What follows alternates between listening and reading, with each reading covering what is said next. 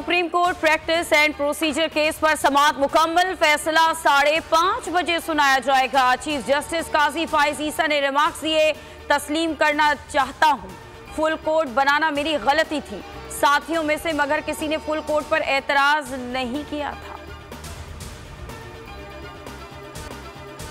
मुल्क भर में पासपोर्ट के इजरा का नया बहरान खड़ा हो गया और पेपर मंगवाने का बरवक्त इंतजाम ना हो सका। एक हफ्ते में पासपोर्ट का बैकलॉग 5 लाख तक पहुंच गया। रोजाना 20 से 25 हजार दरख्वास्तें मौसूल हो रही हैं।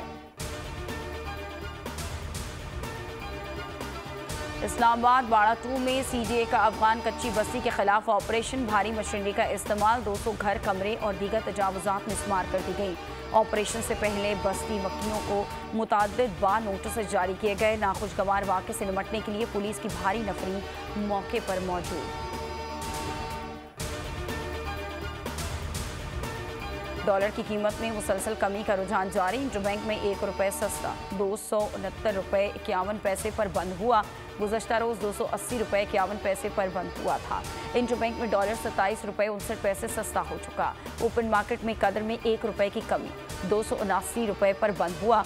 पाकिस्तान स्टॉक मार्केट में मुस्बत रुझान 234 पॉइंट्स के इजाफे से 48,474 पर बंद हुआ।